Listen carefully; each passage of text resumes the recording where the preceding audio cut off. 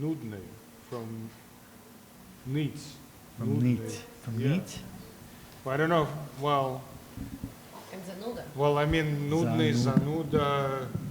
Is it from neat? The person who is boring. Hi, Marina. Hey, I'm saying nudnik is a person who is boring to death. But the etymology, it's from nudit, yeah? From zanuda, from nudny. No, yes. Not Maybe from it's nudist. yeah. Not from nudist. Who's naked.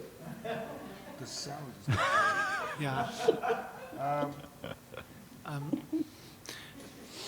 Marina, I'm not sure we can hear you entirely clearly. Is that true? Did you feel? yeah, but that might be Yeah. adjusted. Can that be adjusted, Marla? Can Marina's sound be adjusted at all? Marina, can you say something else? 1, 2, 3. You sound Hello, good. greetings. Great. Good Shabbos. Louder, or what do you think? A little bit. Eugene says a little bit louder. I can speak louder. Yeah, no, This is good. That's perfect. Good. Okay. Now we are not before the beginning. Now we've begun. Welcome to our second panel of the day, which was titled. Well, I think we ascertained that his title was slightly deceiving. It's Soviet. We need to add just simply Soviet Jewish American Émigrés. I suppose the reason, an impulse I had in imagining this panel was that it seems to me obvious that there has been an effect of a number of Jewish persons who became poets, who emigrated from the Soviet Union to America, and that's had an effect on the language and on American poetry in a certain kind of way. And that seemed to me self-evident. I don't know why it seems self-evident, just from reading some of the poets gathered here today as well as others. But I didn't know what this meant, or what this effect was, or what I felt this had in common. So I thought we should ask some of the people involved.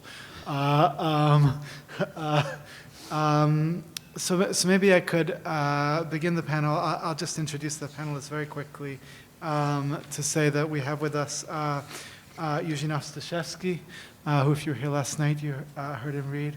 Born in Leningrad, grew up in New York, and lives mainly in Berlin. Most recent full book of poetry, The Pirate Who Does Not Know the Value of Pie, published by NYRB Poets, discusses migration, translation, and second language writing as practiced by pirates and parrots. It's nice to get to read that again, that part. And I'll just say, as a translator and scholar, he works primarily with Russian avant-garde and experimental poetry of the 20th and 21st centuries.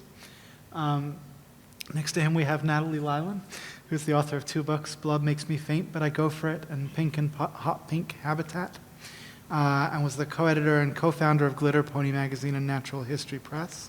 She lives in Rhode Island.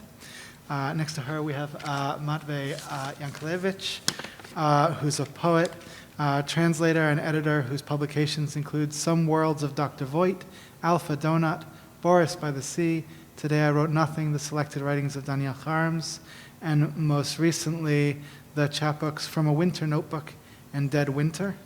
In the 1990s, he co-founded Ugly Duckling Press, where he produced a variety of books, chapbooks, periodicals, and broadsides, co-edited 6x6 magazine, and curated the Eastern European Poets series. He teaches translation and book arts at Columbia University's School of the Arts. Virtually in attendance, we have Marina Temkina, born in Leningrad and received her MA in history. She emigrated from the former Soviet Union in 1978 and settled in New York a year after. In the U.S., Temkina worked as a translator in refugee resettlement agencies, interviewed Holocaust survivors for the Shoah Foundation, and co-organized the Oral History Archive for Jewish Immigrant Culture. Currently, she works as a psychotherapist. Her books have been published in Russian by Syntax, in Paris, France by Slovo Word, in New York and by NLO in Moscow. Her book in English from Ugly Duckling Press, What Do You Want?, consists mostly of concrete poetry installations.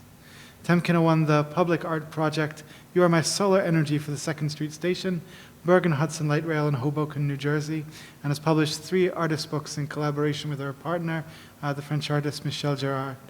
Together they collaborate on international visual art exhibitions. So maybe I thought I could start the panel by just asking you, to offer some context around your emigration from the Soviet Union to the United States and the role that Jewishness played in that emigration. Maybe just to have a sort of historical context for thinking through what we're thinking through. Should we start with Marina? Let's start with Marina, if that's okay, Marina. I feel terribly disproportionately big. Yeah. and you know, it makes me really lonely. Anyway, the departure arrival. Well, I grew up in a family which was terribly anti-Soviet, right? My mother never called the government other than those bandits. And I read the underground literature since I was 11. I had an older brother who provided me with all kinds of texts. I read Tsvetaeva, for instance, mentioned today when I was 13. I got this book as a present. So I applied to the university like everybody else after I finished school, and I was failed during the process of exams in this history department. And it is a story by itself, but just I want to tell you that no one Jewish applicant was accepted that year in the humanity schools because it was a year of 6-day war in Israel. And all of us, we were suggested to apply for an evening department. And I studied there for a while and worked as a night guard in order to trick the government to the authorities in this university. Because if you work as a night guard, you cannot attend the evening classes. So I attended the daytime classes. Many of the professors, my teachers, they were former prisoners of Gulag. And they returned, those who survived, and got back their positions. So I was very lucky with the teachers. And then I felt more and more like a complete misfit. I couldn't adapt. And I started writing at that time, but was sure that something is wrong in my poetry. I had zero self-esteem and no confidence and kind of no sense of agency, but I already had a child. So my son comes home from the 1st grade. He is a very sweet kid, and he throws his bag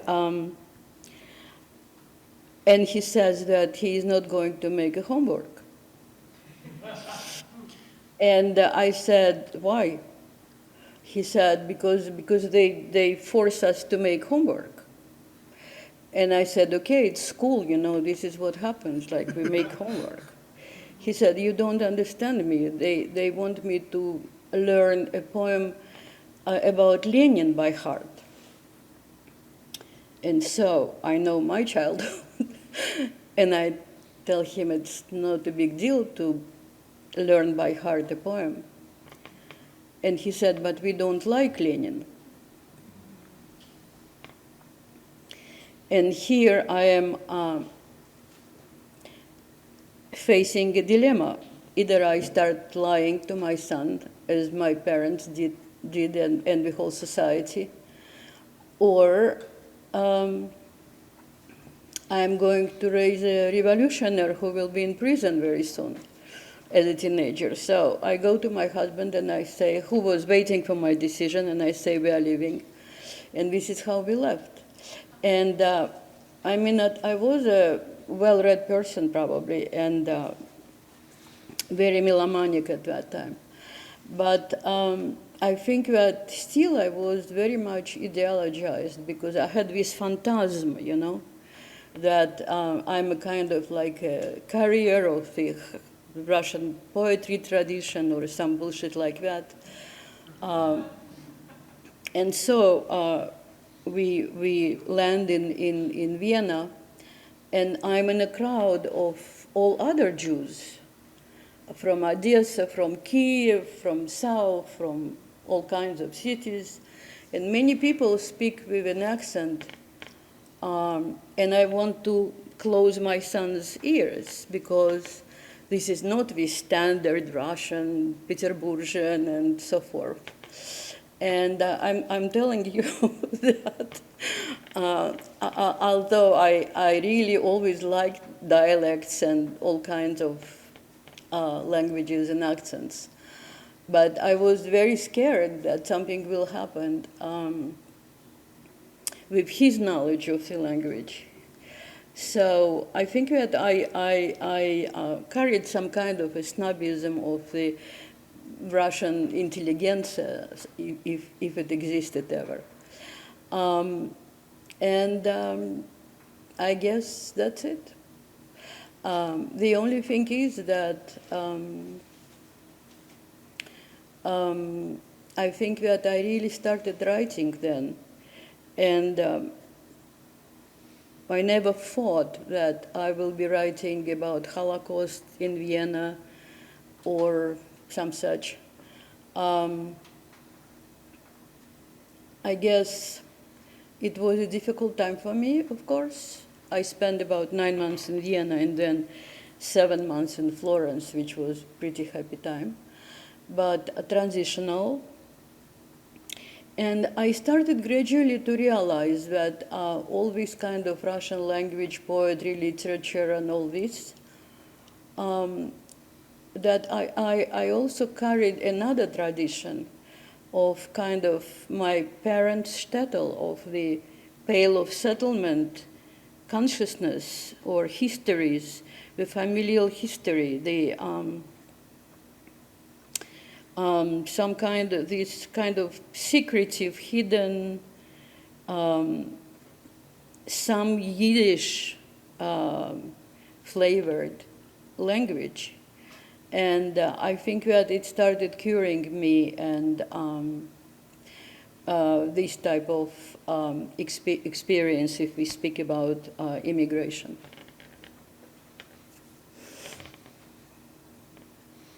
Thank you, Marina. Yeah, maybe I can ask Eugene to respond. Okay. Let me see. What do I want to say? I want to say. I think maybe I want to start with a couple of general comments. I think having to do with a crowd of immigrants that Marina just mentioned in Vienna. I think as Soviet Jews, we were very deracinated. Deracinated in lots of ways, generationally. You know, everybody came from families where the switch from Yiddish to Russian happened within living memory, generally with the grandparents. Not all sides of my family were like this, but some sides of my family were like that. And, you know, in a certain sense, for me, switching into English is just another, you know, Yiddish, Russian, English. My daughter's first language is German, so we just kind of go through them. An even more tremendous deracination was, of course, the result of the Soviet system, the purges, the wars, the revolutions. And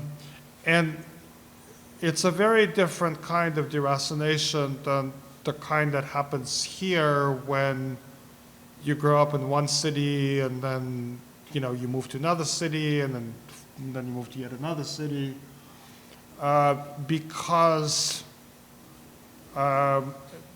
there it's connected to violence and to forgetting and to needing to forget. And also because the ideal was staying in place, right? At the same time, as I say that the environment that, you know, we were deracinated, I think of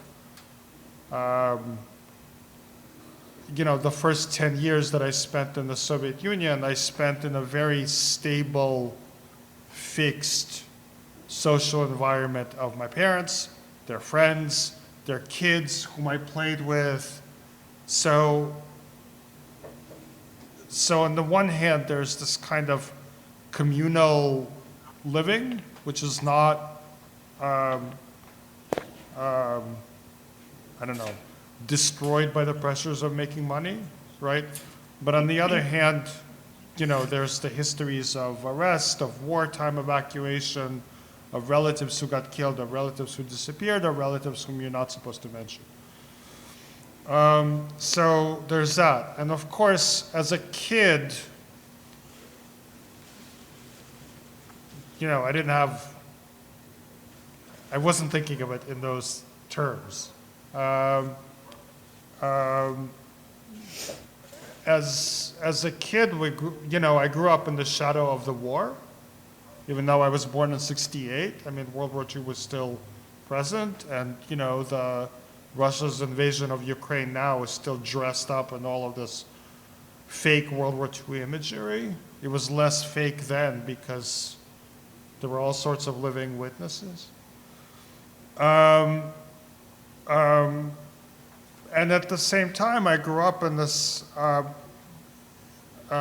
environment where we largely the children read the same books as their parents would have read and as their grandparents would have read, right? So this kind of, I don't know, traditional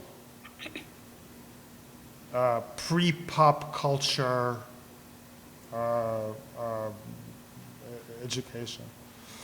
The family was not religious at all, hadn't been religious for generations.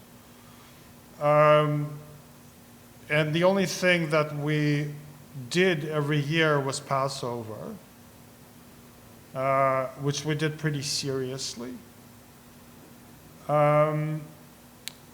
Also, looking back at it now, if you compare that immigration with immigrations from other places, and the way that generally the effective ties that a lot of immigrant communities have with their homeland, with Russian Jews, they're very, very problematic. And that has to do with, I mean, it was expressed as political opposition, but in lots and lots of ways, this is an ethnic difference that was enforced by the Soviet state itself, right? So when, when you take exams to go to university, and because you're Jewish, the only option that you're given is to go to night school, right? Then you feel really much more Jewish, right? So yeah, we left in '79 before the Afghan war, or before the Soviet Union's invasion of Afghanistan.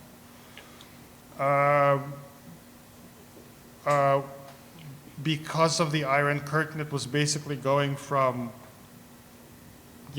one solar system to another solar system, right? There was no possibility of going back. There was no possibility of any keeping connection. And we also went through Austria and through Italy.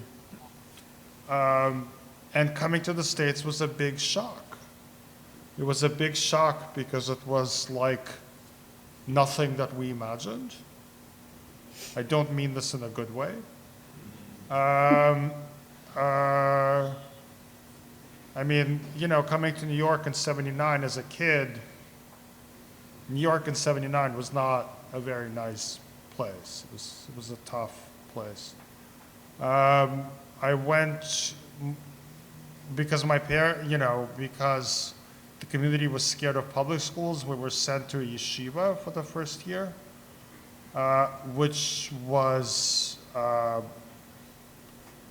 it was an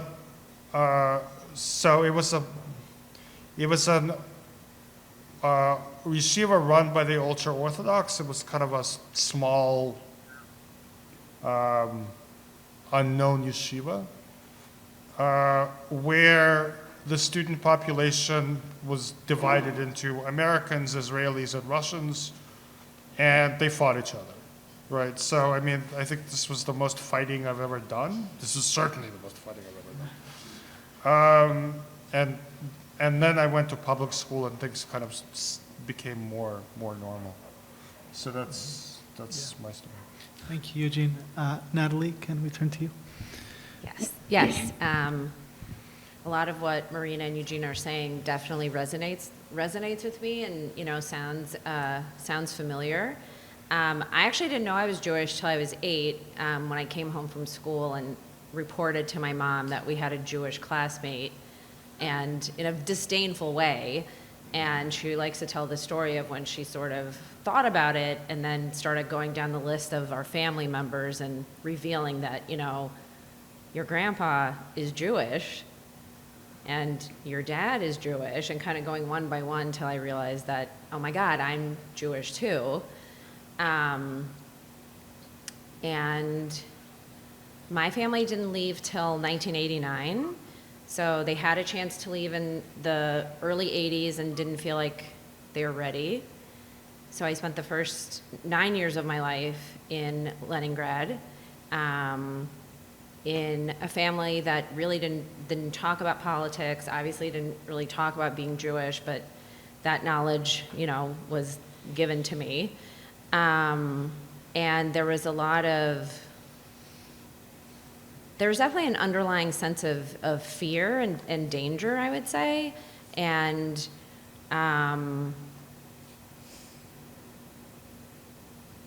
the year that we left, I was taken out of school because there was something in the air about, if it was found out that your family was leaving, that you were in some kind of danger. So I basically just stayed home and left in December, so kind of halfway through the school year, and also went to Vienna, and then went to Italy, and came to Atlanta, which had a very tiny immigrant Jewish population at that point, and also went to a private school that was not a yeshiva, but was in a very wealthy part of town where really only wealthy families sent their kids, and it was a really intense cultural mismatch. I think a lot of people wanting to do things for the storied Soviet Jewry, but then when we actually arrived and were people with complex personalities and problems, that wasn't really what they were looking for. And also, like Eugene, like you were saying, I think it wasn't until I went to public school that I kind of felt like I could exhale and, feel like, a little bit of myself again. So. Yeah, thank you, Natalie. Matvei? Okay. I don't have any generalizations really, I don't think yet. But my family was forced to leave the Soviet Union in '77, my immediate family.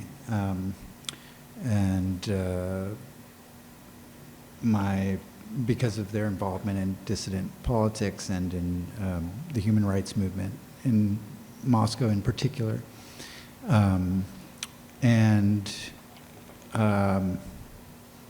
So we left, I was only 4 years old when we got to Italy. And from there, we ended up in Boston. Obviously quite a microcosm, because the family was still very involved with, of course, like Eugene said, it was like going to another solar system because no one at that time thought of going back. It somewhat parallels what I think Russians who are in the feeling like on the other side of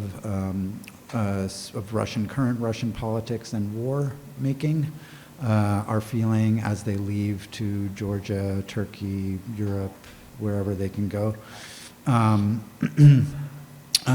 Feeling like this may be the last time they see their apartment or people they leave behind, and probably similarly Ukrainians fleeing. Some of them probably feel that way as well in their situation, but in a different way. But then it was kind of I think it was, the situation was quite similar to what it seems Putin is trying to establish now in the Russian Federation and beyond its borders, a kind of atmosphere or a kind of political atmosphere we associate with Soviet Russia, but we could also equally associate with Tsarist Russia, I think. In both of those systems, Tsarist Russia and Soviet Russia, Jews were a very particular part of the society. And it's interesting now with the war in Ukraine, my dad was born in Kharkiv, which is probably basically rubble by the end of this month. And I don't think he ever had a very strong connection to Ukraine. I mean, I think that's the interesting thing about Jewishness and connection to land in our experience. I think perhaps the Petersburg Jews will have a connection to Petersburg, but not necessarily Jewish Petersburg. Similarly, as a Muscovite with a Petersburg mom and a Kharkiv dad, nothing in the Soviet Union was really like, it seems to me like maybe Odessa was different, but it felt like you were, even though some of my family were from my dad's side, probably somewhere back there from Shtetls, and my great-grandfather organized Jews to go to Palestine in the 20s, and so forth. I don't think there was a sense of place, like a rootedness of place. I can't say that I'm a Russian Jew or a Ukrainian Jew or a Polish Jew. I'm probably all of those things, and a Siberian Jew and a Kurdish Jew, actually, as well. So, but where are those homelands? What are those states? They're in the Soviet context. That was wiped out. What you had in your passport was your nationality, which was for me Jewish, which made like in some ways very little sense. Sure, like because of in that context it was patrilineal, right? So my dad had a Jewish last name, so I was Jewish, whereas my mom actually had a Russian last name. Her dad was totally a Russian peasant kind of dad. So, and then she had an Armenian and Jewish mom. So like, why? What is this thing about nationality? And I think when you know, you come here as a kid and you're a Russian Jew, or you're from Soviet space, so you're automatically a pinko commie, which had very little to do with who you were, right? And you were a Jew, and I think, but it wasn't like I had nothing in common with my Jewish friends in Newton, Massachusetts, who had bar mitzvahs and bat mitzvahs. Mm-hmm. I was like, I went to a synagogue a couple times. Every time I went, the kippah would fall off my head, and I knew it was a sign. You know, it would like constantly fall off my head. I could never keep it on. So it was all super alien. That was more alien to me in many ways than other parts of life in the U.S. Or the new life in the U.S. More alien than the new language and everything, right? So. And so slowly, you know, we never had any traditions really until my grandma, who had moved to Israel, started to reconnect with her Judaism. And then when she visited, then we would have Yom Kippur or something like that, right? And have some of these ceremonies. Or because of American Jewish friends who would have Shabbat dinner. And I was like, okay, I guess I have to learn something about this. But I never felt like, because we were so secularized and because the political atmosphere, I think, for people like my parents was really about something, you know, some idea which in itself is complicated and problematic, of universal human rights, and a kind of also, I think, connected to modernist attitudes, which I'm interested in, of and old Jewish intelligentsia attitudes of dispensing with nationality, of nationality to some degree being an obstacle to actual attainment of rights, right? Rather than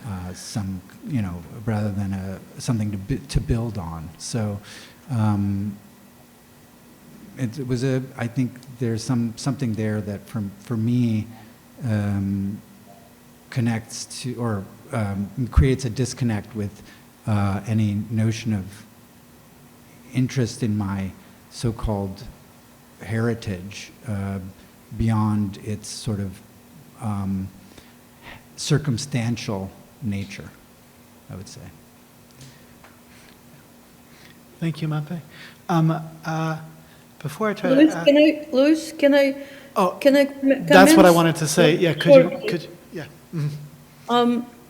And Eugene said about the New York of 1709, I think that in the Soviet Union I felt enough bad as a Jew, but when I came to this country, it became much worse, the sense of Jewishness, because yes, I'm not religious, I don't go to the synagogue, I don't speak languages, I'm definitely not kosher, etc., etc. But I think that it was kind of like a mutual disillusionment or mutual kind of funny expectations that the American Jewish community kind of perceived us as political oppositioners, that religious community, traditional, and perhaps expected that we are coming from the shtetls with babushkas, with Torah, with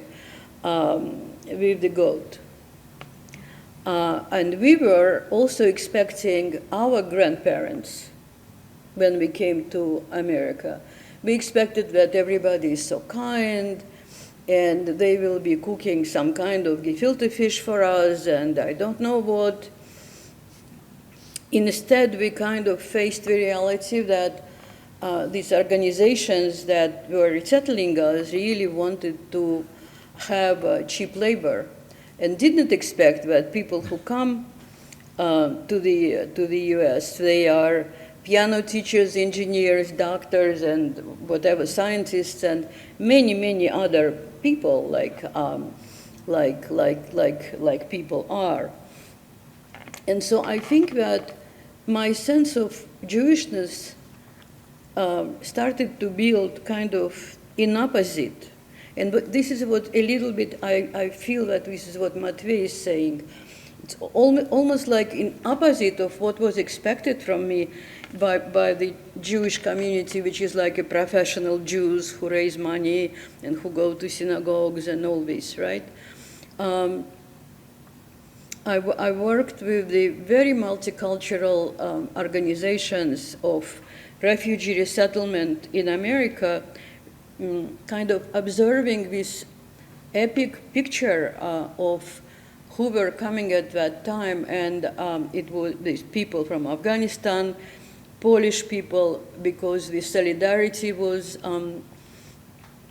finished, Eritrean people from Ethiopia, Cambodian people running from Khmer Rouge, Iranian, among them Iranian Jews who were fleeing the revolution. So, you know, it was such an incredible multicultural, international, global experience I worked with. So I kind of started to discover myself through that. Okay, who am I on a positive sense? And thank you. Do others want to respond to Marina? I mean, the thing I was about to suggest was that if there was internal response necessary prior to my next question, there's space for it. My next question, though,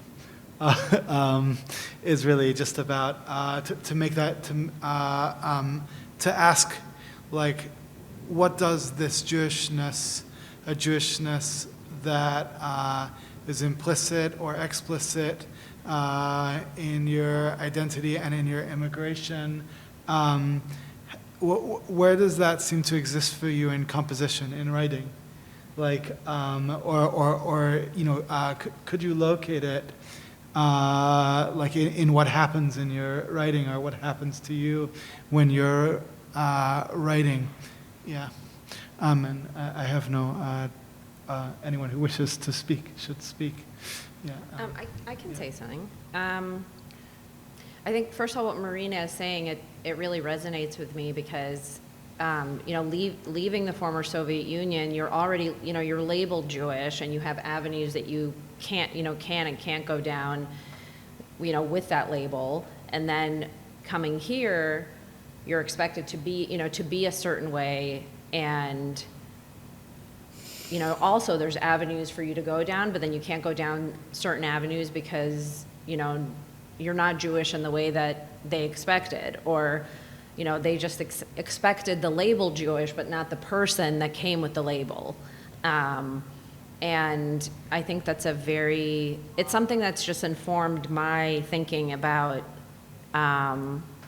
doing that kind of work of welcoming people into community, and you know, being sensitive to people as an individual and not as, you know, one label. But what I was thinking about, like, you sent over some of the questions and thoughts, Lewis, and I was thinking how, I think for me, my writing, you know, my writing is like the tapestry, the rug that hung in my grandmother's apartment in Leningrad. I feel like my poetry is directly related to that. Like, I can see it, and I can recreate it when I'm writing. And at the same time, that rug and that apartment don't exist anymore. So it's like the only thing left of it is kind of what I'm recreating. And I think I've always felt that really profoundly, and I, you know, really subconsciously, I think, came to recreating these, you know, memories and pieces that I have left of the first 9 years of my life that took place in a location that, you know, I'm not able to visit, you know, before the Ukrainian invasion. It just, logistically, it's you know, it's just hard to make that kind of travel happen. And now it feels like it may never happen.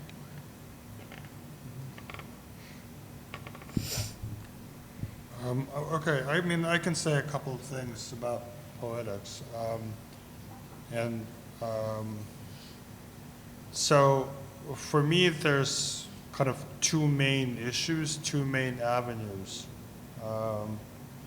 in which my work really deals with my past. One of which is that as Soviet Jews, as a Soviet Jewish child, I grew up on classical poetry. You know, on iambic tetrameter, on rhyme, on basically that mixture of French classicism and German romanticism that made Russian poetry. And kind of when I was a teenager and in my early 20s in the States, you know, my keeping myself connected to my roots had to do again with classical poetry. At this point, you know, as in my late teens, it was Mandelstam and Brodsky. Now, for me as an English language writer, I mean, this is a profoundly different literary experience. It's a profoundly different way of relating to language. You know, in some ways it's very archaic compared to American English.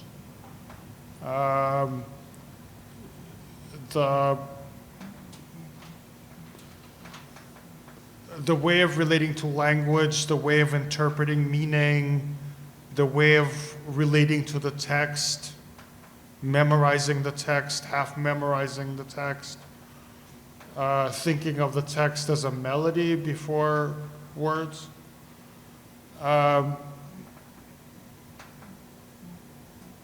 mean, these are not ways of relating to the text that are foregrounded in contemporary English language American poetry. So in that sense, my work is always kind of this field of collision between the classical, which I want to recreate, but I can't recreate because I'm an adult, and the new, which I really distrust for many, many reasons, including political reasons. But, you know, primarily, no. For many justifications, including political justifications, but the reason is just, this is just not the poetry of my childhood, right? I think that's the more deep thing. So, okay, so there's this field of collision, right? This constant distortion between the way the more corporal, body-related classical poetry just, you know, like a train collides with the flatness of the page.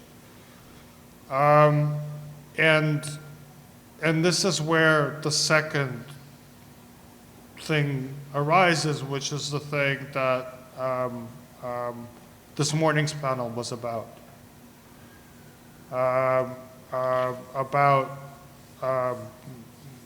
Well, textual materiality, about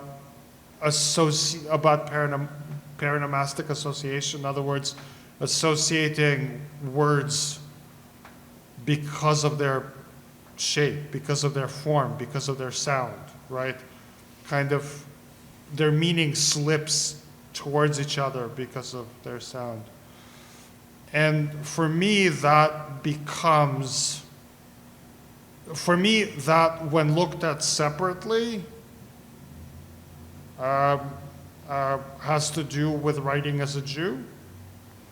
But when I make sense of it as these are the fragments of the collision between the classical and the the non-classical, the post-classical poetry that people write here, then it becomes kind of, I think of it, well, that's my Russian Jewish part. So that's like a.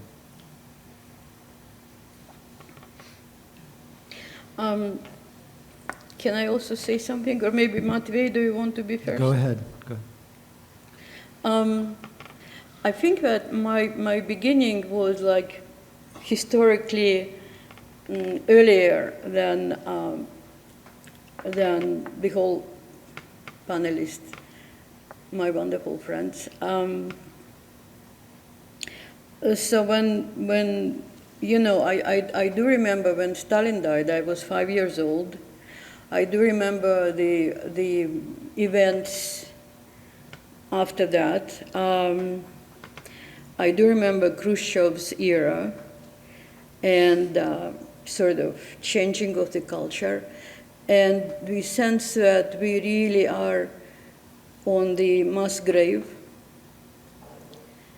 And of course, to have an idea that you will become a poet, I mean, it was the craziest thing to imagine because poets were killed.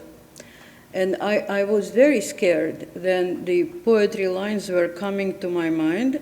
I was expecting from myself that I hoped that they will leave me alone. I never wrote them down. And kind of another thing which prevented me from writing or writing down or kind of composing was the idea that poetry is built on metaphor. And if you don't have a metaphor, you are not a poet. And I know that I did not have a metaphor. And it convinced me that, thanks God, I don't have a metaphor. So it will pass. It's just like, adolescence, or I'm a young adult or something, right? So then something happened, and I had a 1-year-old child, and it was a very, very difficult time in my life. A big change, and I remember walking in the country house. It was summer. Physically difficult time, difficult condition of life. And all of a sudden, Baba, metaphor. And I thought, no, please. And so then I was thinking, okay, you have this metaphor. You need to write it down. You cannot waste your gift or something, biblical. And this is how I started writing. I absolutely identify with what Eugene said about the classical poetry. My two cult figures were Tsvetaeva and Brodsky. And so, I don't know to what extent it was. I think it was very depressing poetry at the beginning and very modernist, kind of late modernist. But I must reveal you a secret that one of my kind of personal reasons to immigrate was to show my work or my writing, my poor writing, to Joseph Brodsky and to get his opinion. Like, should I stop completely, or is there anything what could be saved? And the very idea of immigration, of migration, of Jewish immigration from Russia, I mean, makes you also very Jewish. And so thinking about should I or shouldn't I immigrate, I wrote kind of a letter to Joseph and sent it to him from Vienna through several hands of common friends. And so I remember also that what I wrote in Vienna was strange, because from the very early age when I learned about the Holocaust, I thought, why they killed Jews? But people die anywhere, anyway, right? So why do you need to kill people? They will die anyway. And I wrote a poem about that, about my childhood thinking like that. And so it was something very strange, and also about the secular upbringing. In the poem about Galina, Natasha, you wrote about Galina that she was all the time speaking about God. Не дай Бог, да? So thanks God, God forbid. That was my mother also. She was all the time, she was not going to the synagogue, but she had like sort of like ephemerally religious, I guess, loving tradition. I'm a very late child, so she did remember the religious life. Her grandfather was Melamed, Jewish teacher. So, you know, I don't know how we can kind of find these scissors and, first of all, cut Jewish modernism from modernism, poetry including, and cut our consciousness in the old sense, right? From the Jewish consciousness.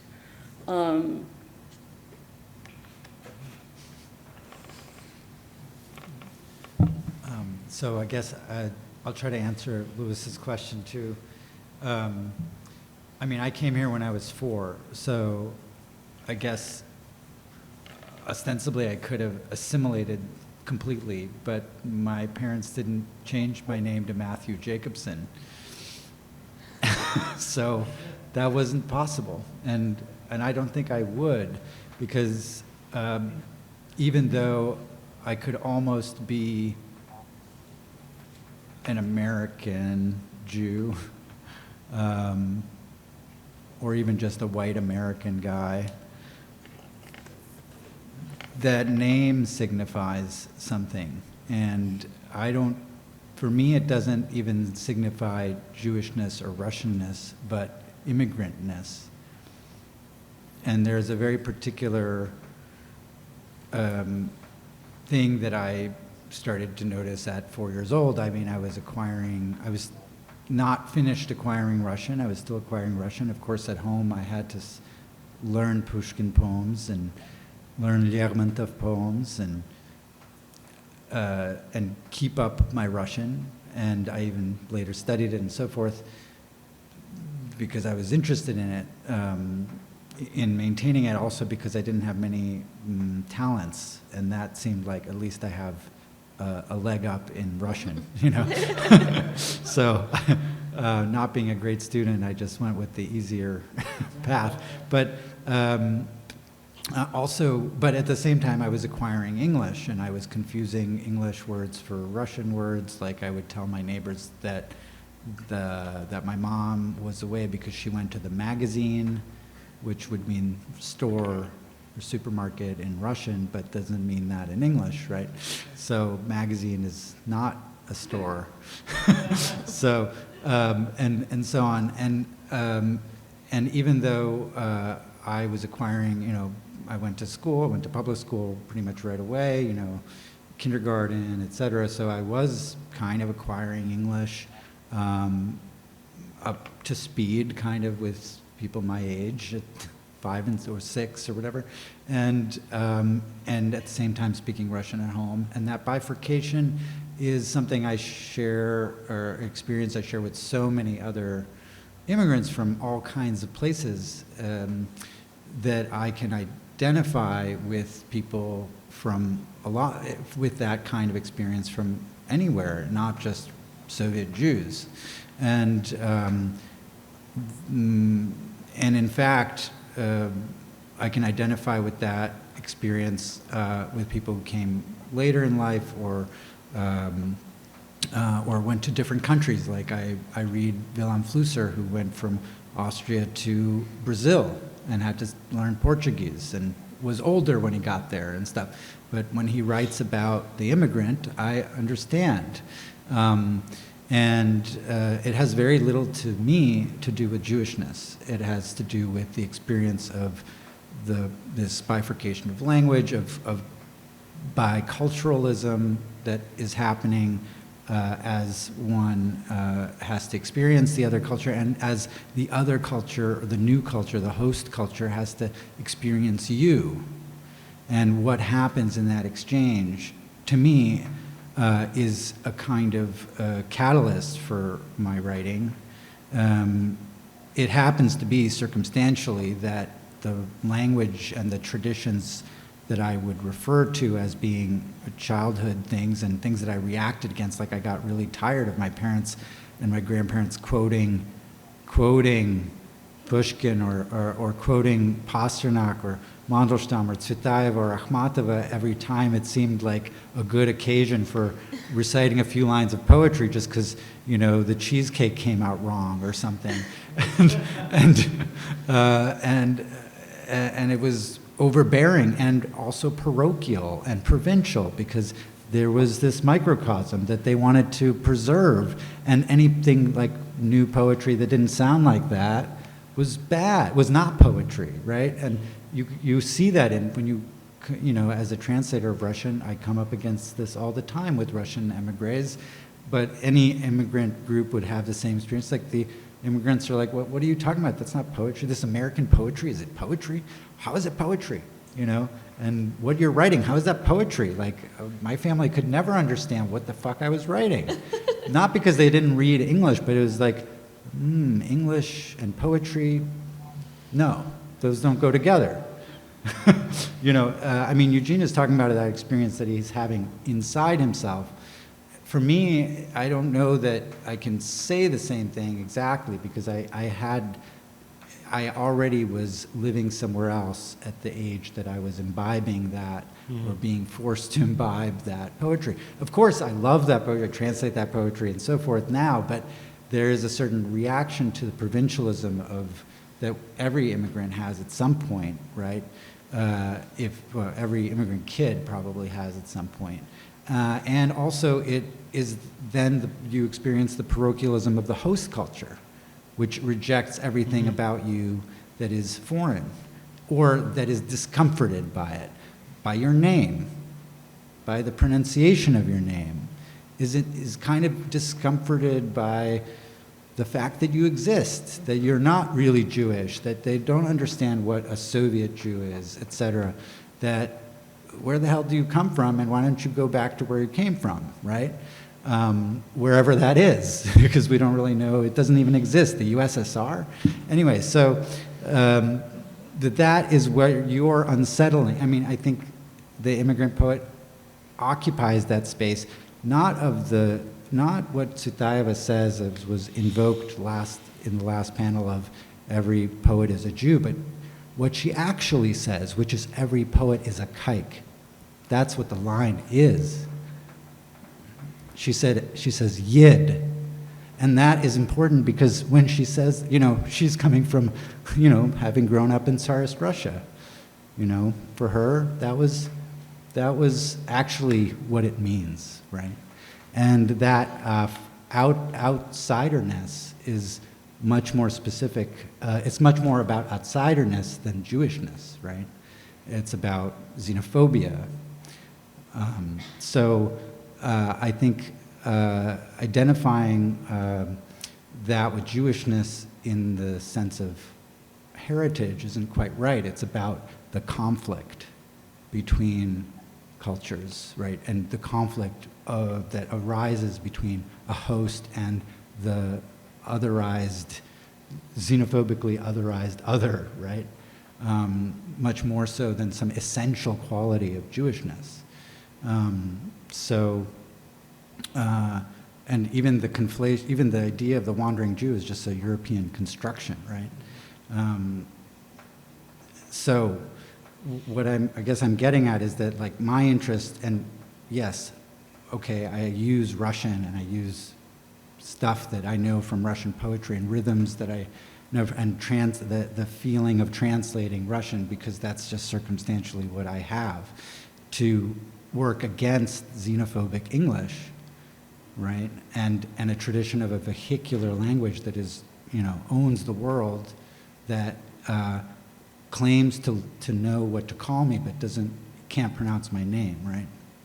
And has always, American poetry in particular, as it romantically loves its vernacular, always excludes or pushes away the thing it can't pronounce. So that's, I guess, where I'm writing from. Yeah. There is also, it's wonderful, very inspiring. Like, for instance, I experienced this acute conflict thinking about this panel. Should I write something down or should I speak? Are we really like people of the book, or are we people of the oral tradition and we tell stories, right? And these two things, in my mind, can be not either or, of course, but it is like yes of the book and yes of the stories, but somehow it's very difficult to kind of fit into that. I don't know if I'm clear.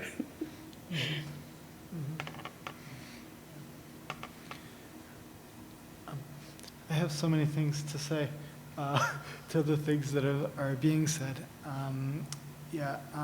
Maybe one thing I just want to observe is that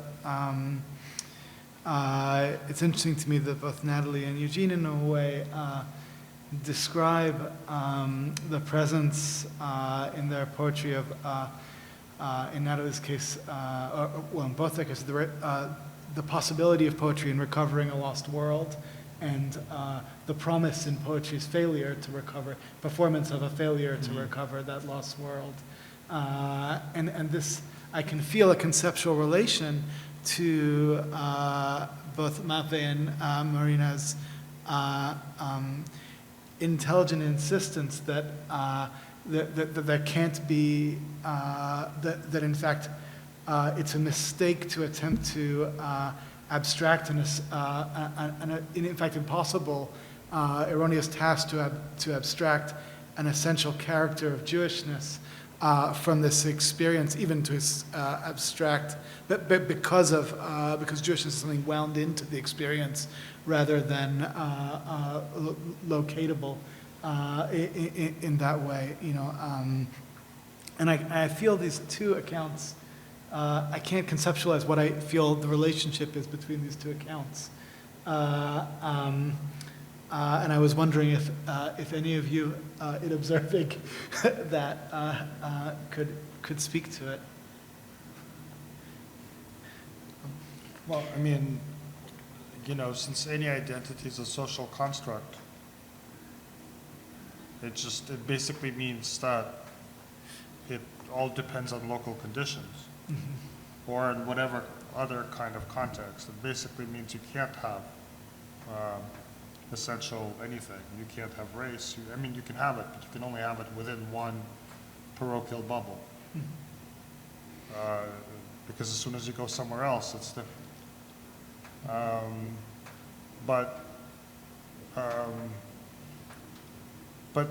as far as composition techniques, and as far as whether these techniques are Jewish or immigrant or blah, blah, blah,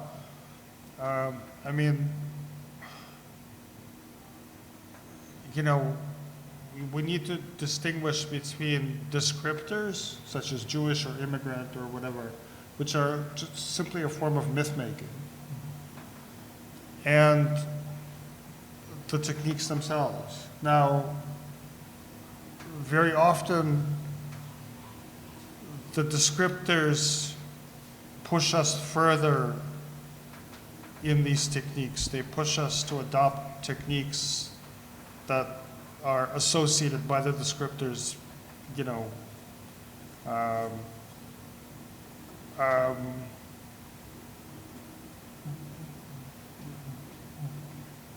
but ultimately, it's a world without essences. I think maybe I just went into like a very abstract direction. I did just go to a very abstract. You did. In the Diamond Sutra,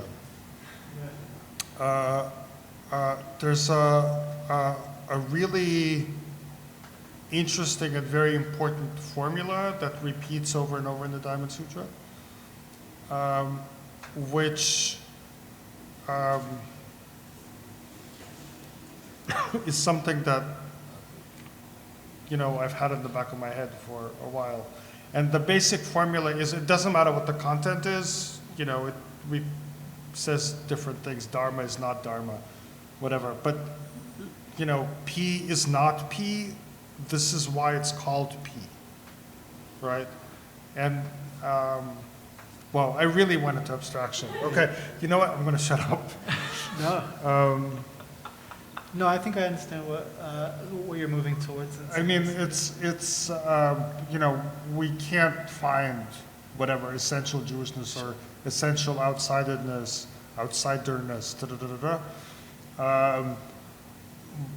but, you know, there's certain formal things that we activate by speaking about them, right?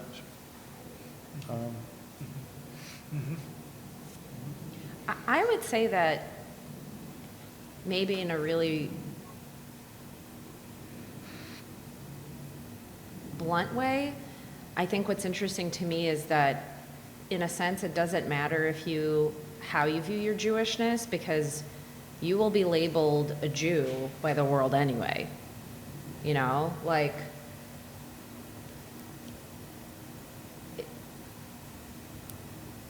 that's a label, and I don't think it's just a Jewish experience. I think that can be applied to, you know, other communities and other people. But I think, you know, I'll just speak like personally from my view of the Jewish experience, the world will find a way to label you a Jew or to label you a kike, whether you identify with that or not. And I think that's, to me, it does inform writing under that label of, you know, Jewish writer. I mean, I have to say I like the label, because, like, what other label am I going to have? Russian writer? Right. American writer? I like the label too. Jewish writer, yeah. at least it just says unclear in like big Right. clear letters.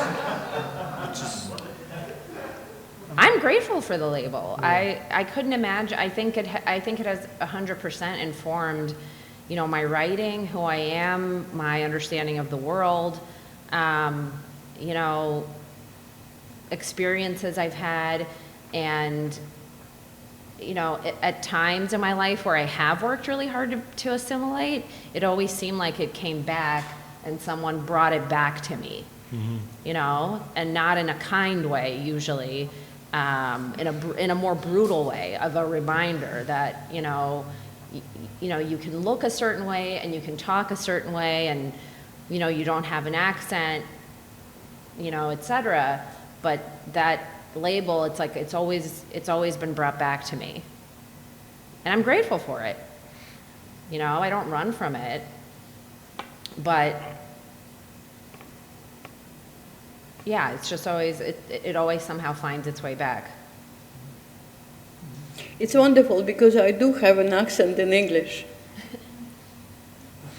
And so kind of mind transition or transformation was interesting in this way. When I wrote my very, very Jewish text, comics on ethnic topics, kind of longish. At the same time, it was maybe 1994, I started writing very feminist, very body texts. And it's interesting that for many years I became like persona non grata because I was such a feminist in the community, right? Like, because I write in Russian. I used to. Now I'm writing more and more in English, but I used to at that time. So as a feminist, I was an absolute persona non grata. Nobody liked what I did, etc. But my Jewish texts were sort of, nobody criticized. When I went to Russia to, because I, all of a sudden I had money, I got National Endowment for the Arts. And I had 1 year of full-time writing in my whole life. And I went back to my city first time. The city was called already, or town, St. Petersburg. And I had a reading in the Nabokov's house, which was unthinkable. So there is an audience, my friends, people I know, people I don't. And when I read this longish kind of text about comics on ethnic topics, my Jewish friends were sitting with red cheeks, tears in their eyes, and my Russian, ethnically Russian friends were laughing. And it was such a strange experience. My God, it was such a dramatic experience for me. Because I was already reading this text about Jewishness and sometimes laughing myself, right? My Jewish friends were not accustomed to speak about that publicly yet. It was painful, I think. Can I just add something to that? I think a really, really, really great book about, the relationship between Jews and Russian culture, here Dostoevsky, is Tsipkin's Summer in Baden-Baden. It's a brilliant novella, basically a novella about Dostoevsky, but it's really about that kind of Jew-non-Jew relation in Russian culture. It's a great, great, great book. Can we? Sorry. I just want to add something that when we, with my best friend, started to think about and create the oral history archive, we wanted to gather the memory of people. We wanted to gather memory of women who were fighting in the Red Army during the Second World War. The Brighton Beach was full of these women, and also the memory of our elders. Our immigration is a very interesting, very rich immigration culturally. They were people from the who knew Mikhoels, who were from this Jewish theater. They were old poets who still wrote in Yiddish. They were scientists and all kinds of people. And I spent about 10 years of my life of trying to raise money for this project. I learned a lot. I learned really, really a lot. But I'm a failed fundraising. But what was interesting that already reading about these questions of identity, Jewishness, etc., I noticed with my friend, who is also Russian, we were very often switching into English because this kind of scholarship did not exist in Russian. Terminology, philosophy of the other, all of this, neither in a political science nor in ethnic studies. And so it was the time when my language started to shift, I think. It was like this pendulum. It was very strange, but opened the door for writing in English.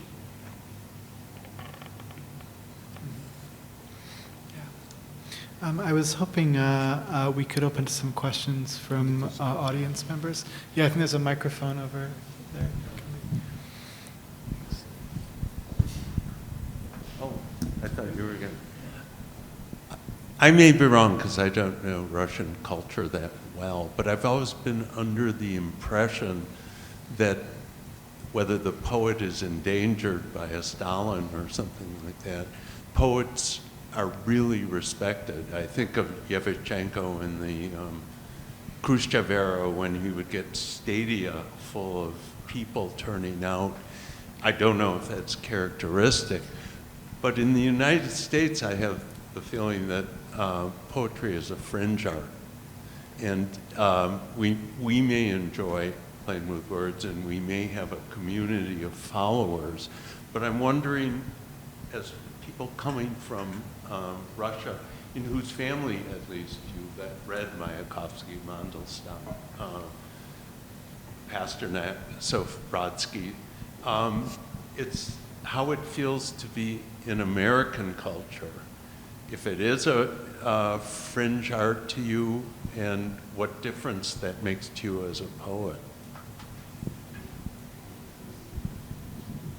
I mean, there's nothing better than, I'm sure we've all had this experience of being at dinner or whatever, and, like the 85-year-old grandpa or grandma will get up and they can recite that poetry like, at the drop of a hat. It's amazing. And like you were saying, for any occasion, I think there's something almost pedestrian about it. It's expected. It's just a part of the curriculum, and it's a part, it's a part of thinking. So I definitely feel like it's a fringe art in my life now, that a lot, people don't quite understand what that means. And there's definitely a way, even though there's, for me, like a language barrier between myself and, some of my older relatives, that they do sort of, there is like a little bit of like an emotional bridge, but I think it's definitely different now. Like I can't speak to, I'm not sure that poetry is a part of everyday life curriculum the way it was like in the way it was before. Is it? I mean, it's become a fringe art in Russia if you are serious about it, right? If you're serious about it, you write basically difficult contemporary poetry that nobody wants to read. And, China has kind of the same divide. It still has a big underground culture of classical Chinese poetry written in, by modern people, but it's not really considered serious poetry. Mm-hmm. Nonetheless, and Russia also has all of these people on the internet that post their poems and that write in kind of either in some kind of rhyme and meter form, and they're much more presentable. And in a way, we're marginalizing them. Well, I just posted myself as part of Russian culture, which is insane. But what I'm trying to say is that I think this is not as much the difference between Russia and the US as difference between different kinds of poetry as speech genres and their relationships to kind of the linguistic culture, the pragmatics of communication, right? You're not gonna take, a contemporary poem and quote it at the dinner table as a way of saying pass the gefilte fish, right? I mean, you can, but it's not, it's harder to memorize. It's not meant for that. So the same kind of fringe phenomenon is affecting Russian poetry today also. And in America, the difference is that because of creative writing programs, there's all sorts of money involved, right?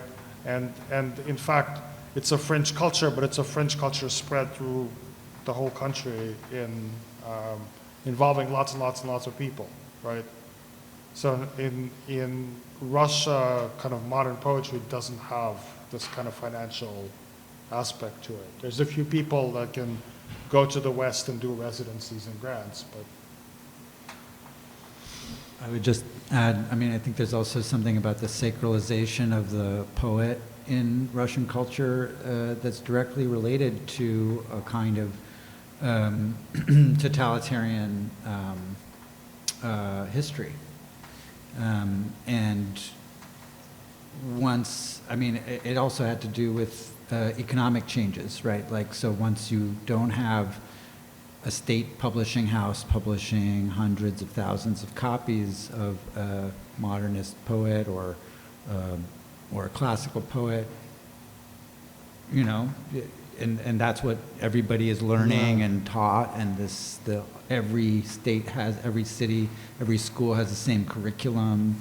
You know, you have a totalitarian, you know, there's no difference. You don't teach, it's not like, oh, well, you can teach Shelley while I teach Williams and, you know, and David Schubert or somebody who you don't know, you know, so like,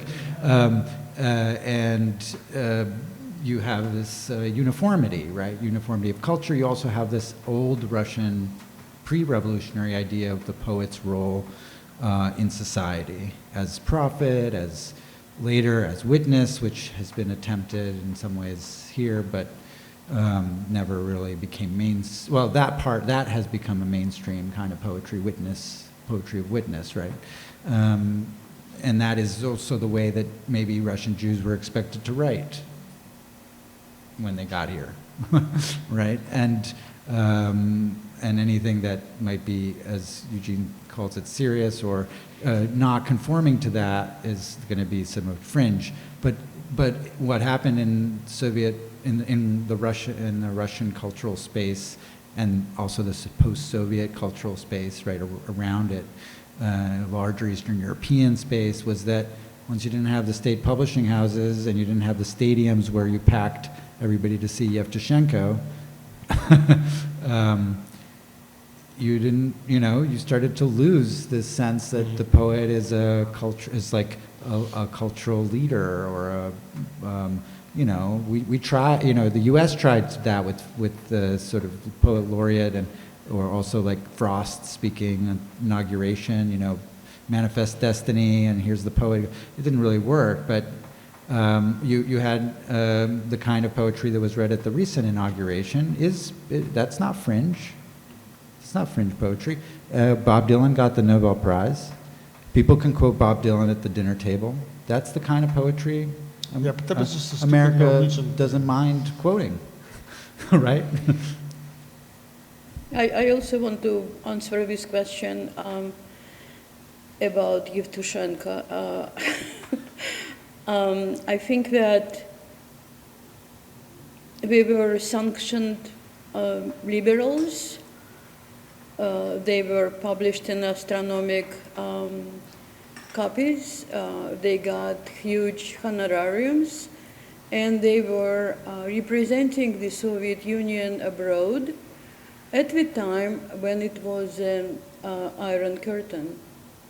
So it was all very, very carefully, meticulously censored. And this is one of the most ridiculous figure in the Soviet culture. He was not alone. But we should not overlook the situation that some people were getting all this kind of state-approved life, let's say, and other people were exiled and imprisoned. And it's only if we see these things together we can understand the role of the poet in Russia. But I think that what Natalie is speaking about is very interesting, because after the collapse of the Soviet Union, the whole culture of reciting poetry by heart also collapsed. And all this romanticist kind of modernist cultural standards, I would say, collapsed together with totalitarian authorities. And I think that what we are seeing now, that Eugene said we are marginalizing them, we do.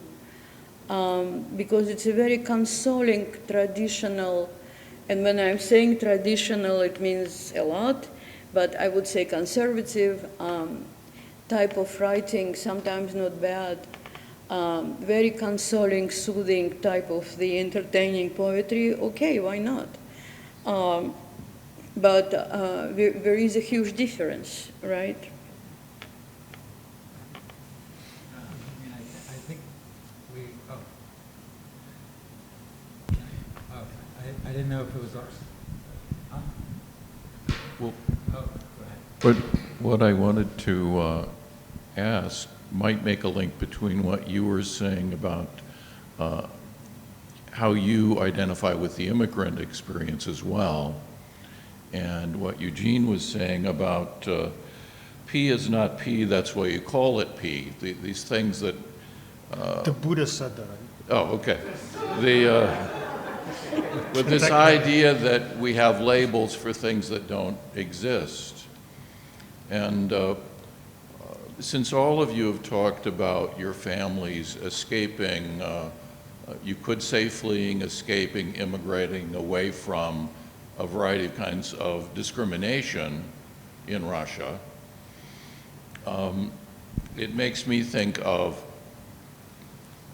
it being a kind of exile experience, especially since all of you have stated once you got here, you knew you couldn't go back, and that's part of the exile experience. There's certainly, if to connect to composition, there certainly are literatures of exile from many kinds of perspectives.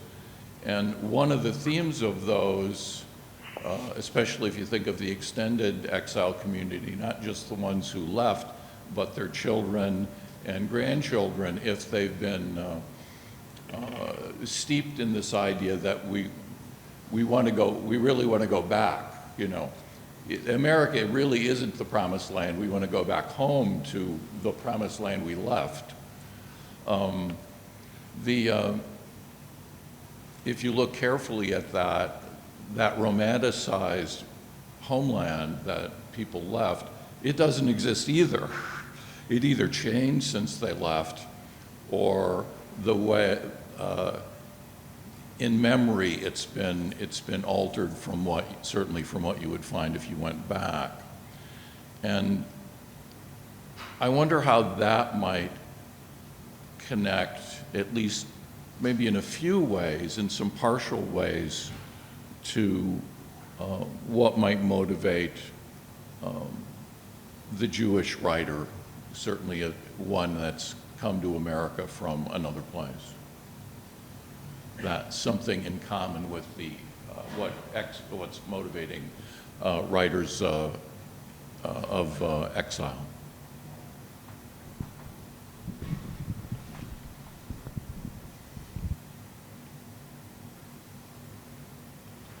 Well, I mean, I don't know if this mic's working, but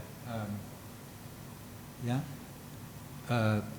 I have recently made friends with and shared work with a Palestinian American poet, Ahmad Al-Mala, who is in Philly and has a book called Bitter English.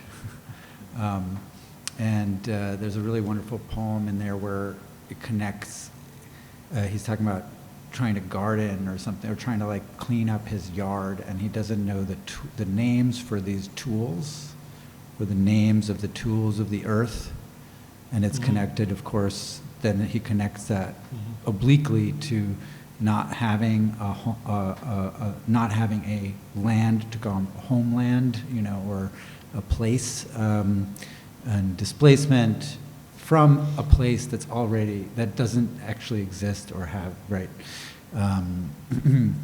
have place. And I think that experience both of displacement in language and displacement from a place,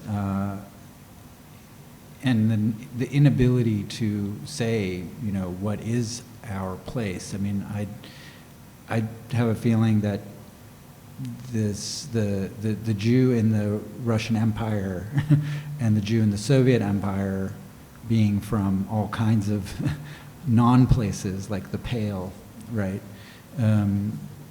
Or having to convert in order to go to university in 1914 or something like that, right? Or even if you'd converted, not being able to go to university in 1978. That suggests a kind of placelessness already, even before immigration, right?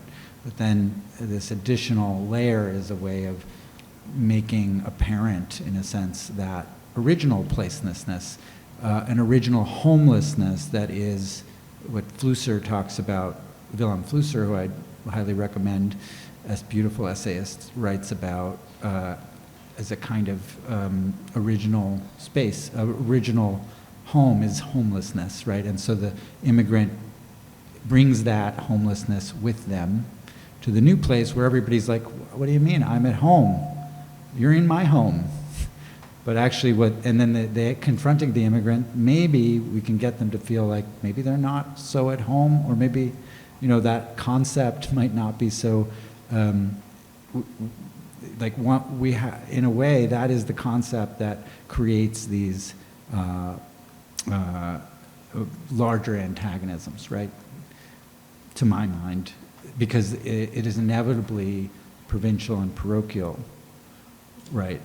This is how we do it here, right? This is a we. And perhaps any immigrant causes that disjunction with what is home, because they are already in and of them, even in the place they're from, homeless, which is why they left, and then they are homeless, right? Can I comment on that? Because, oh, sorry. No, go ahead. So I was, as you were speaking, I was thinking the relationship between that, how that can be extended, and the fact that, you know, in the last question we were all talking about Russian poetry this, Russian poetry that. Okay. So all these traits that we were ascribing to Russian poetry are in fact true of all the poetries in the Soviet Union, right? So of, you know, Ukrainian poetry, of Azerbaijani poetry, of, you know, Mariupol is being bombed, of the Greek poetry of Mariupol, which, you know, was being developed by the Soviets in the 20s, and, you know, people got shot in 37, right?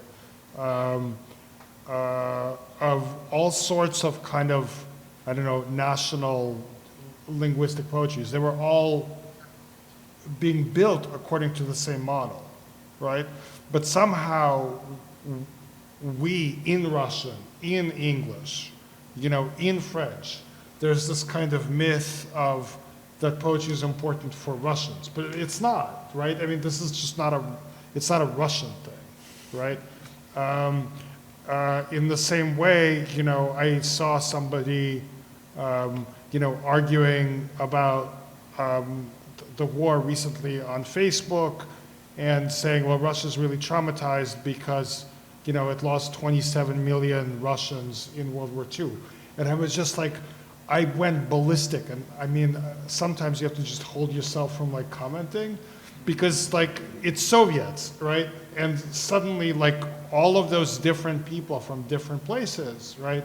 Suddenly they all kind of, when it's useful, they all got, you know, the credit went to the titular majority, right?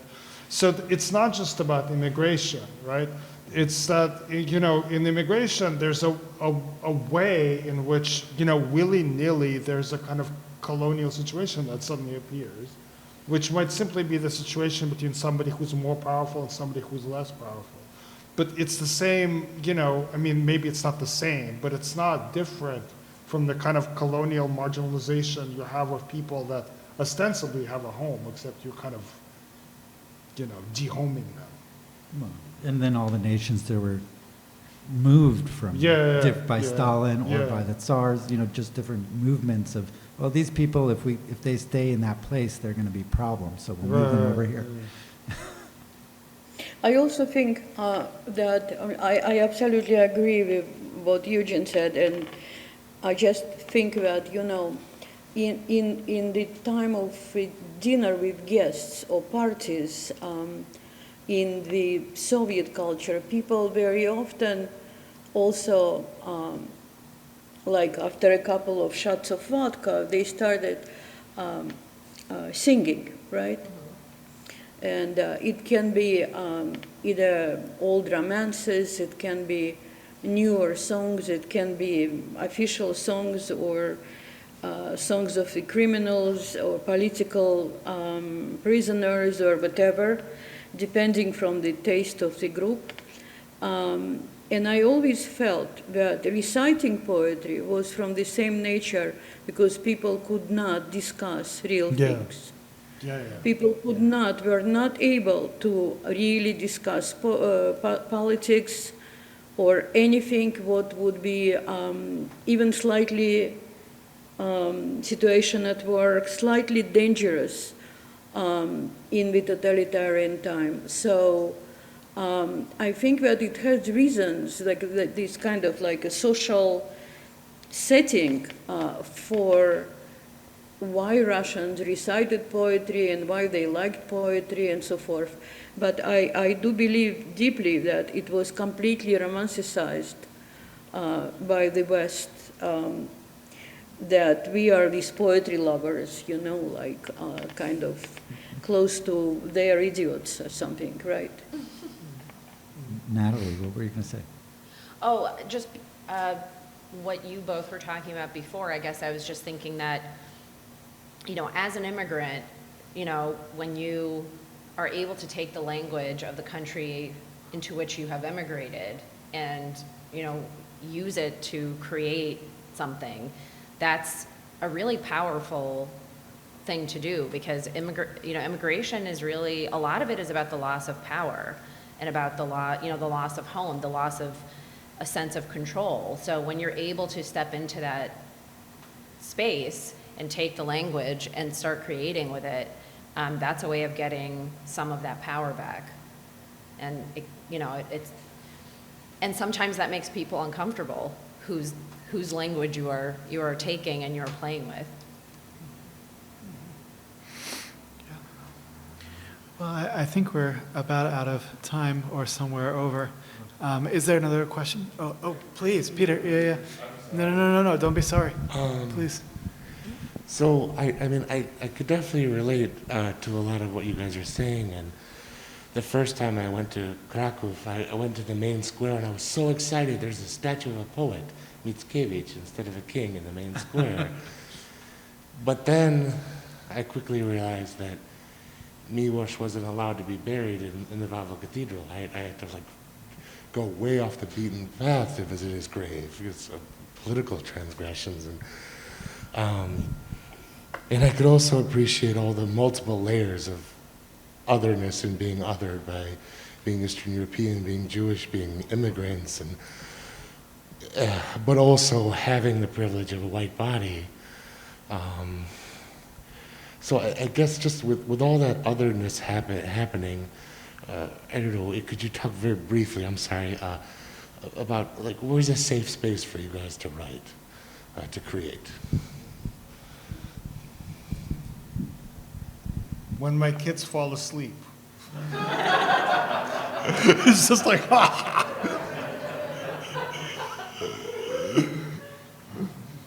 I like artists in residences very much. I grew up in a communal apartment. I feel very good when people are around, but I have privacy. And the best way for me is to just go somewhere where there is nature. Nature, not in the city, but where like whatever, Catskills. For me, it's just early either early in the morning before I've had a chance to think about anything else, or, yeah, when my kids go to sleep. I mean, I'm glad you brought up, Peter,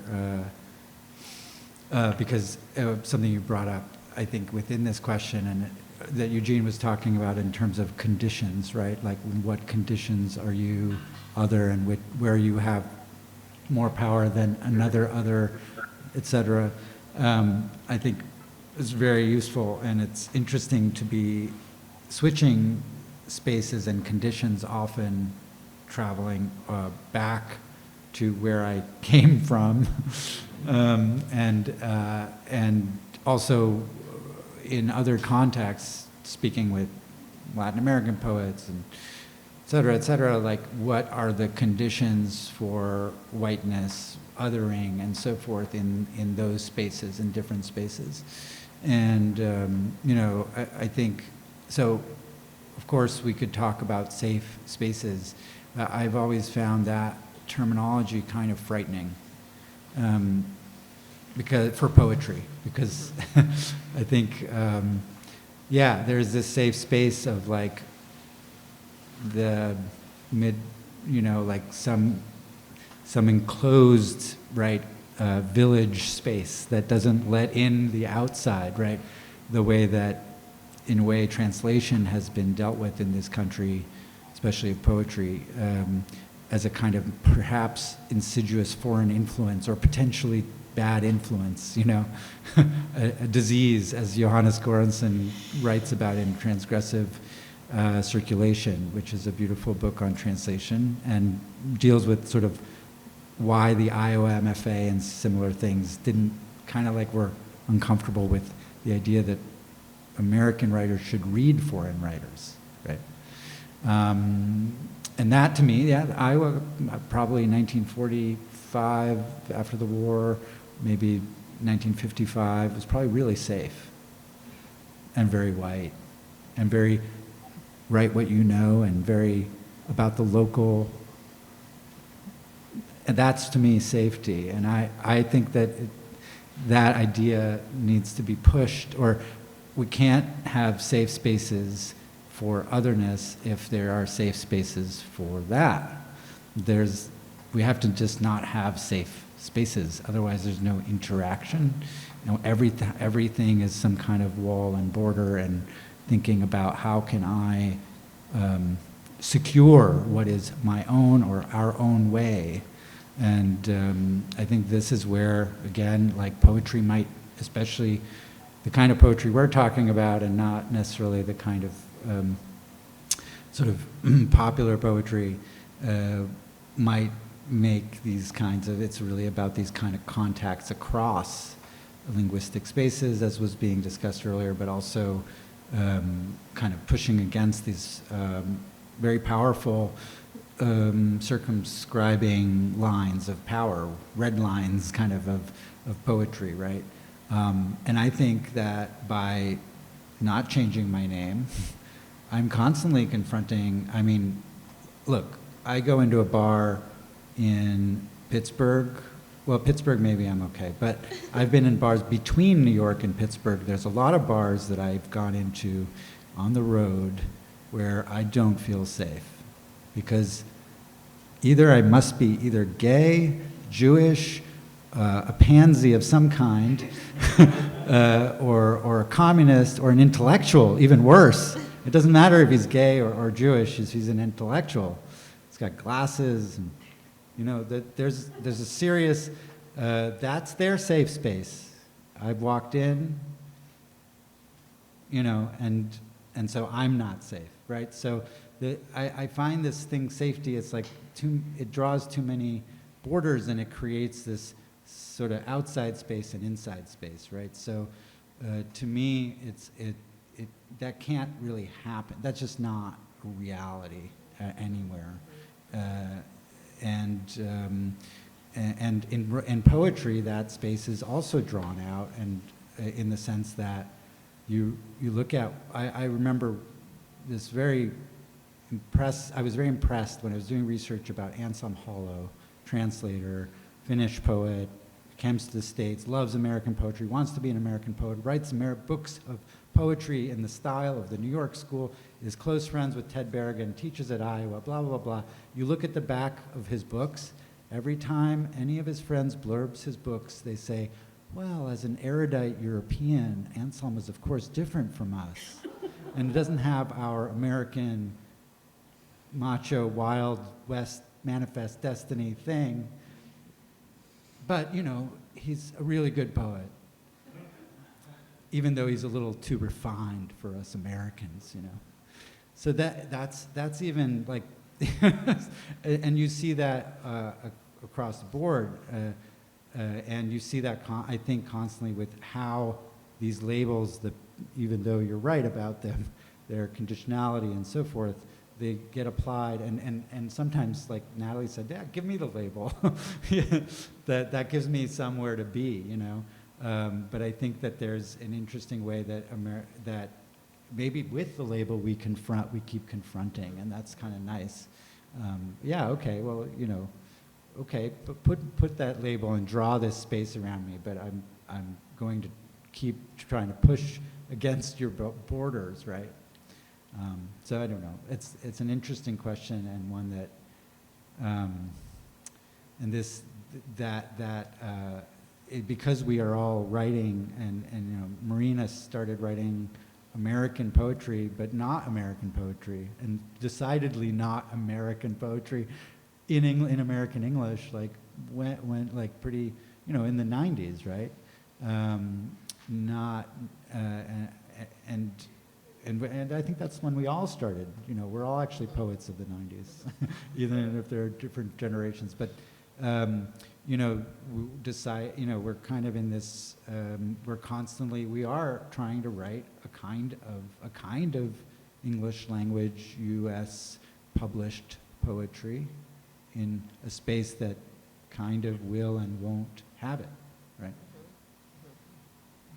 I think that you explained to me why I am not trying to promote myself and why my many texts in English hasn't been published, and I'm not making any effort of, you know, looking for a publishing house. Because probably of what you are saying now. And I was not maybe conscious about that before. Thank you. Adina has a question.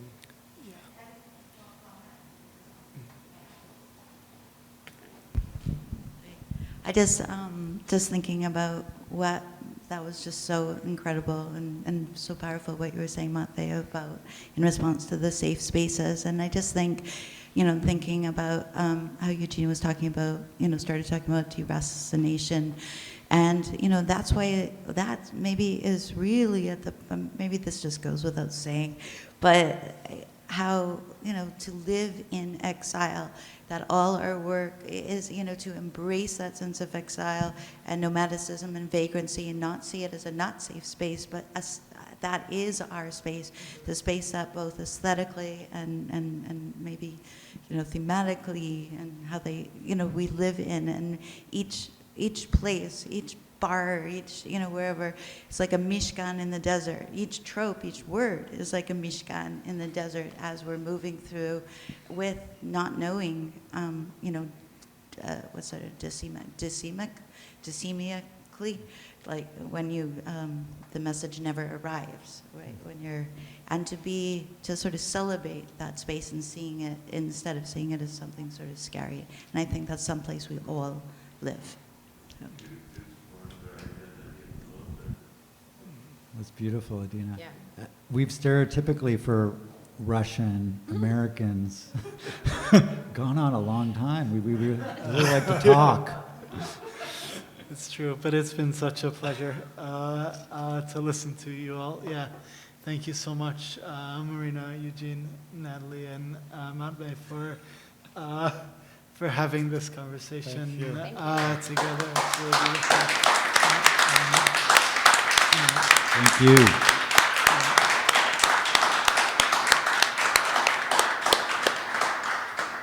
And of course, many thanks again to Woodland Pattern and the Bindery, and to all of you for being here. And we have another event forthcoming at 7 p.m. In which we'll have 4 readers. Ariel from this morning will read, as well as Marina and Matvei and Adina. Karasik from this morning. Yeah, and I can't wait for that. Yeah. Anyway, thank you all. Yeah. Yeah.